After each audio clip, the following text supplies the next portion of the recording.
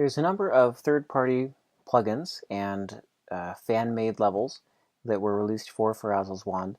At the moment, they're still available on Ambrosia's website, and I also have a mirror up on Cythera Guides that I'll link to.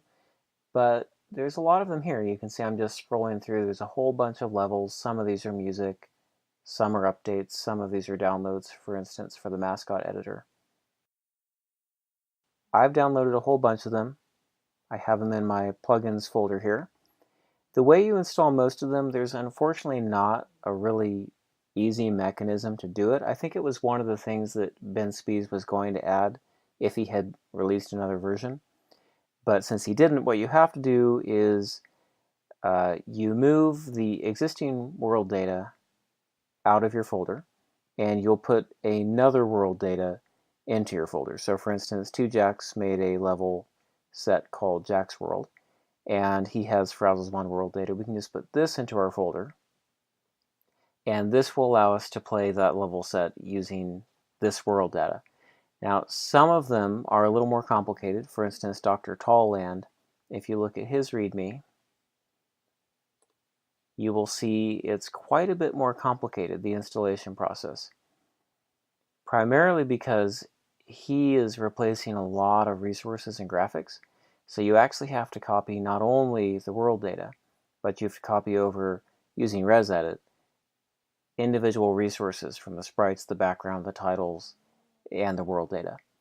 Part of that is because he can't distribute the full world data that came on the CD, and the other parts of it is that he's just replacing so much of the original materials.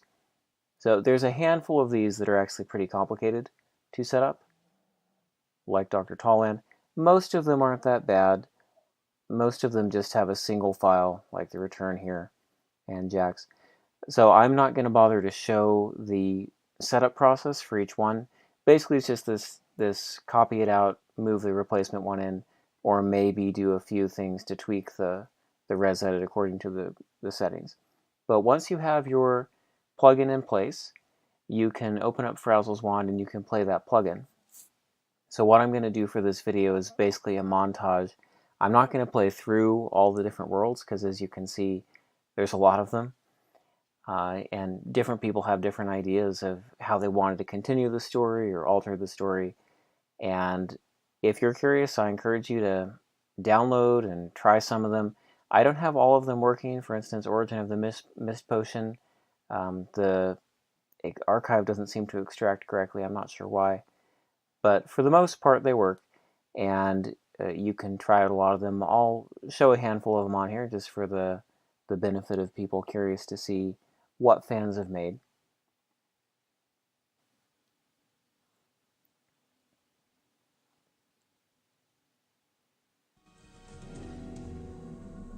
So we begin here with Andrew's World.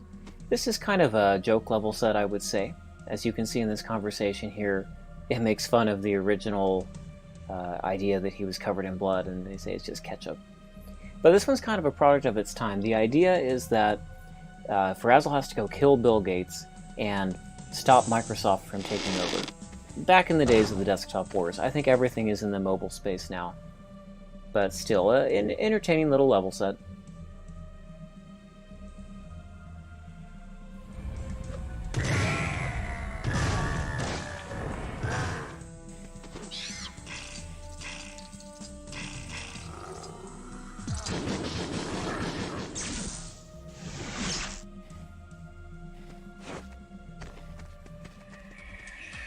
This is day 2 of a Christmas series. I think it was 2001 or 2002. They were releasing levels on occasional days around Christmas. And I included this because not only was it downloaded a lot, but it also is an ice level, and that's a nice counterpoint. You'll notice a lot of the other level sets are set in the caves to start, and so I thought this was a clever thing to just start with an ice level. It's definitely hard, though.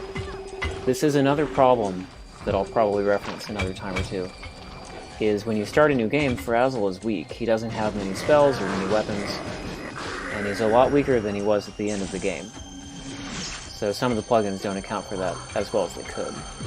But this one does okay. Here I was looking for the exit, and I actually found an exit, but not exactly the one I had in mind. This is the basic Nothingness plugin.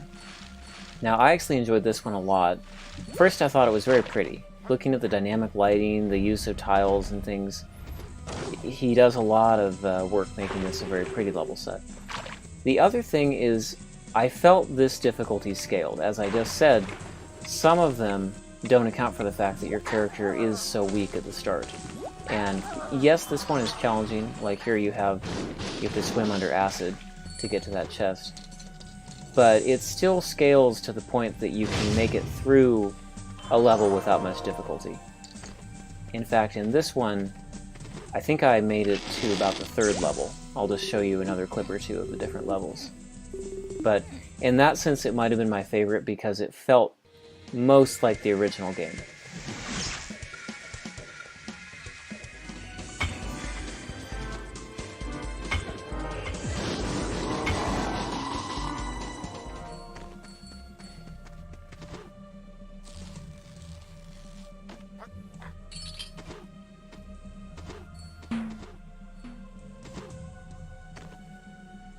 Now this is the return. The idea is that you're coming back and you're visiting Herodotus to find that the Habnabits are still in hiding and there's still goblins to clear. And it's meant to look a lot like the original level or two because you're coming back to where you were at the start of the game. But I found this one to be really hard. I did like the use of the Ferazel portrait there, and I think he made some interesting rooms and things, but I found this to be a really hard level set to come to with so little health. I couldn't manage to really find crystals. And there were a lot of secrets, like I'm just showing in some clips here some of the secrets I found to make my way through the level.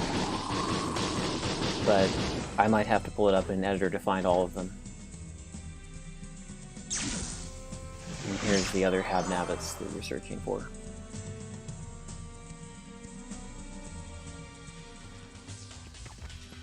This is Malcolm's World. I think this is also Zitra's Revenge, because there's a Zitra Revenge teaser, which seems to have the same level as this.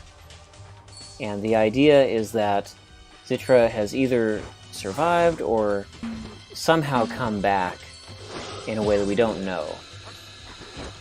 And I like the fact this one does start, you're still in the realm of the Mantitraki, so you're not going back to the caves. But it is another hard level, because it has requirements of swimming through acid and things like that, which when you don't have much life, that's definitely tricky. Extemporaneous is another interesting one. It adds in a little bit more Habnabits. There's the elders trying to protect the crystal, kind of a reference to the maybe Eastern Reaches or Central Caverns where you find a crystal that Habnabit is supposed to be guarding. But the idea is that you're still under attack, and it's kind of a reimagining, I guess you could say, of the original game. Because you still have to go and free your people of this attack, but it's not necessarily referencing the original game.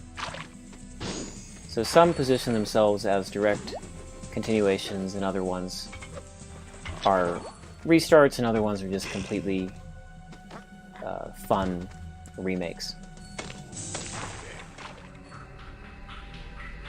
This is The Last War. I think it was also called The Last Habnabit at one point. But this, along with Basic Nothingness, was one of my favorites. This one, it was still very difficult. I think Basic Nothingness does a better job of scaling the difficulty. But this one makes use of new music, new items, a completely new tile set, different graphics.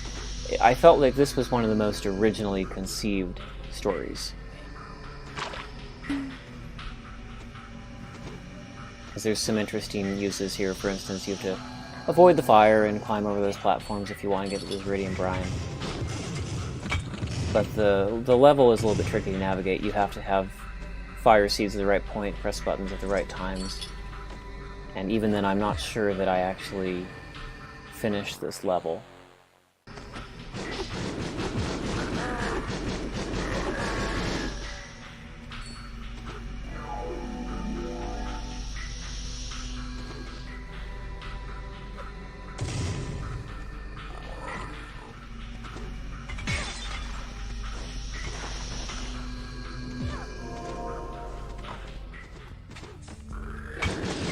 This is Transcending Terok Nor.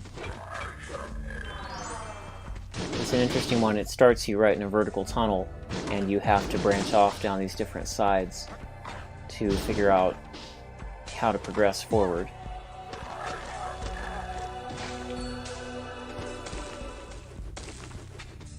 And it's an interesting combination of the caves with the Manitraki background. Piranha is another interesting one. Basically, the idea is there is this, I don't know, it's like a mirror world, or at least a neighboring place called Piranha, where they are also being attacked by something very similar to the Manitraki and their own version of the Dread Queen. And Ferazel and Herodotus are here to help them. So it extends on the original plot, but also kind of like that reimagining idea.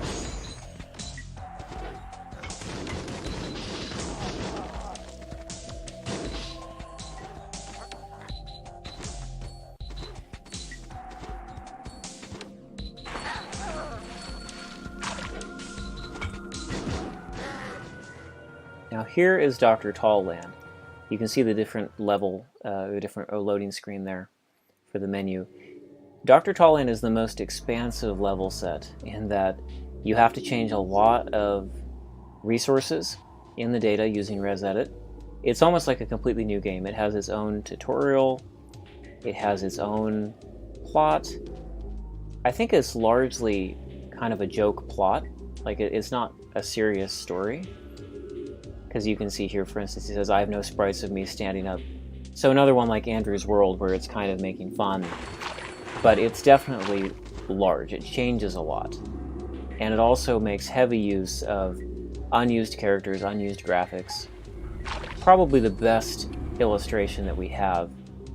Like there, he's talking to the nymph matriarch. It's a good illustration of what Ambrosia could have done with the editor, if they wanted to.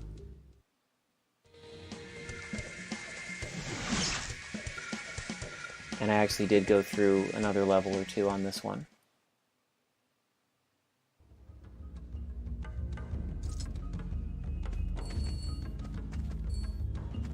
And I also like the combination of different music and the cave background with the sky background.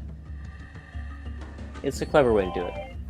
That being said, these levels are kind of tricky. I didn't really know how to progress through, and I ended up floating a little bit too far with this power-up, because once you go past there, you're pretty much... there's nothing you can do. So they're hard. But it's still a really neat level set. This is Jax World. 2Jax made a level set. I think he did finish his as well. And it doesn't change as much about the game data, but it does have a whole bunch of interesting mechanics. For instance, here, I love how he's layered the foreground and the background so that you really can't see where the foreground tiles are. And then right here he has this really complex layout of cannons and spikes. It was clearly a lot of work went into assembling all this. Another great use of that foreground background, I guess you could call it occlusion.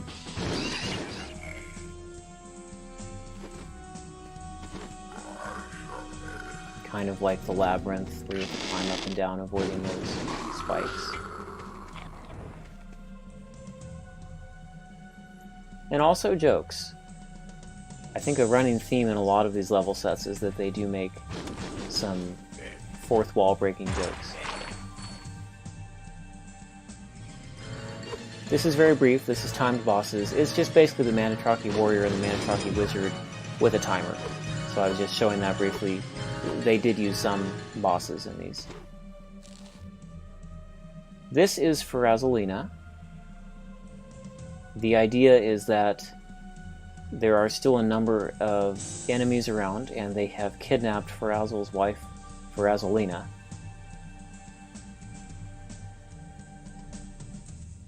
I think this one is also a little bit amusing with the parentheses saying goblins, etc., and whatnot. This is also definitely a challenging level set. The author of this one liked abysses a lot, and I have a hard time with abysses.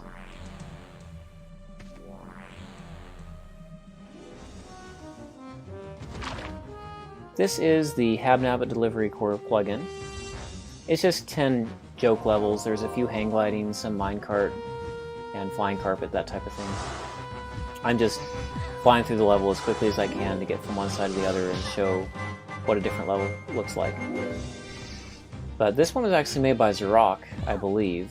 I'm not entirely sure, but I believe it's the same author as the one who did the other complete Ferazel playthrough that I've linked to previously.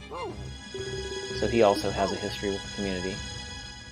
But I enjoyed this one. The levels are short, they're fun. And the idea is just that Ferazel is supposed to deliver these items from one side of the screen to the other, and that's what the levels are. But it's a good way to combine different music, different tile sets. Here's an example of different lighting. And also unused items, like the poppy muffins, the mirrors.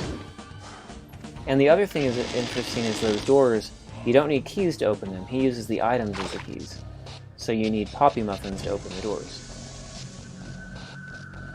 It's definitely a neat play on the door system that's built into the game.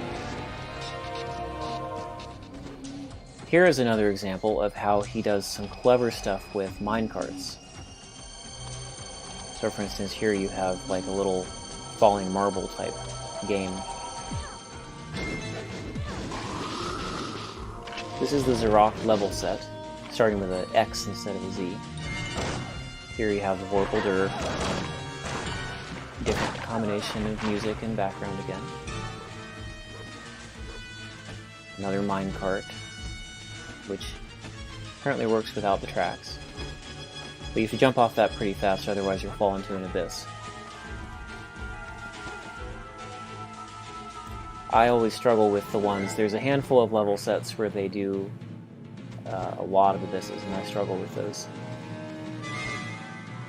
Like there.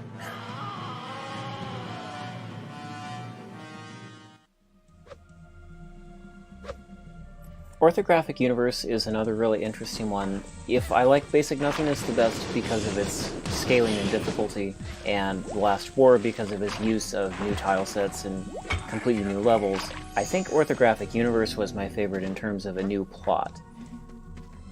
The idea here, as we'll see in just a moment, is that you've come back from defeating Zitra, but this whole new legion of monsters has been released by this scientist, Ferazel, I think his name is. And he was doing experimentation, and somehow he opened up almost this mirror world. So you have a new set of goblins and a new version of Zitra that you're going to have to fight. So it's a clever redesign, a clever new take on the same concept. So I'm just showing a couple of the levels here. It also scaled pretty well in difficulty. For instance, here's one based on the Central Caverns.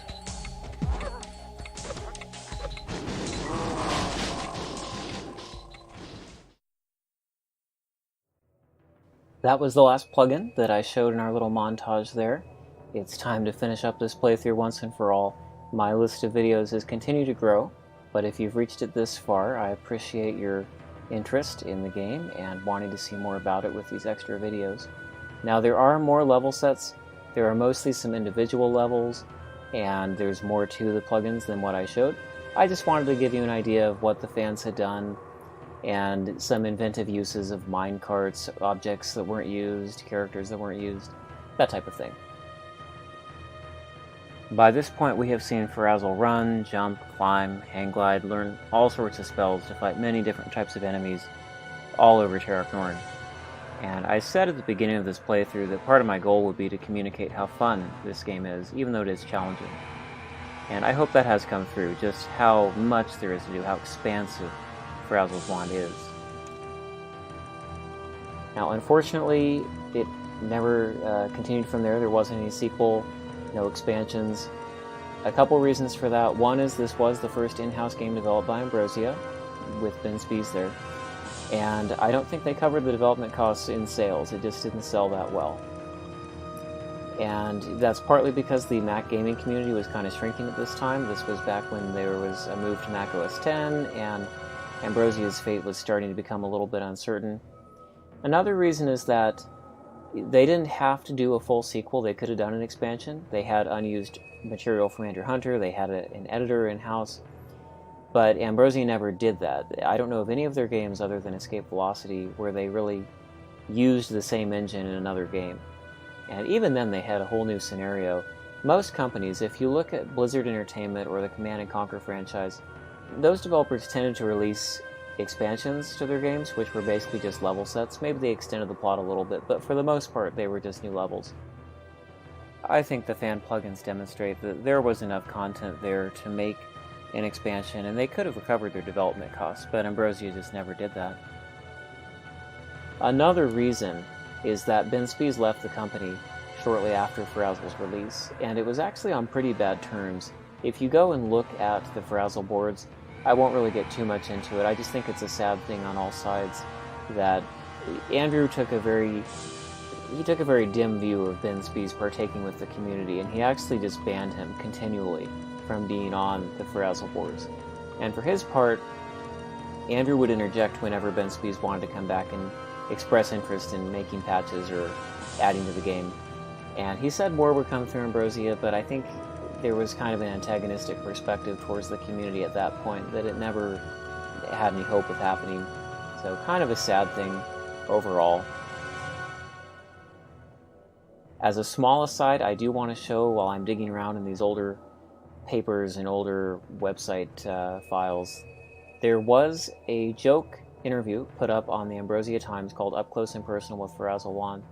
And I think the funnest thing about it is that it has some of the original sketches. So you can see here the original sketch that Ben Spies made of Ferazel's wand with his little ears.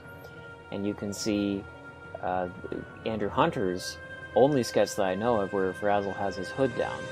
And in fact, I took this sketch and applied color to it. I took the colorizations in the game data and the references for Ferazel, like his green eyes and things that you can see in dialog boxes. And I just threw a little color on, very rough sketch. But I wanted to show this so that people could see, well, maybe this is what a Habnabbit looks like with their hood down. I had no idea about his hair. I came up with black with purple highlights. It could be neon pink, it could be bright yellow, I don't know. I guess it just goes to show how little there was explored around the Habnabbits and the Manitraki. To me, they look like anteaters with frizzy hair and bedazzled noses. But there was a whole dropped plotline, I think, or at least a plotline we didn't see enough about, of Blizzardium mining and attacking the miners and what they were after from Ceridian. But at this point, it all comes back to Ben Spies. He has actually reacquired the rights now that Ambrosia is more or less shut down. And on Ferazel.com, he has a little splash page here referencing back that to his website where he plans to do more with it. That concludes everything I had to share. Be sure to check out the links and see more about the game. Give it a try yourself if you're interested. Thank you so very much for watching.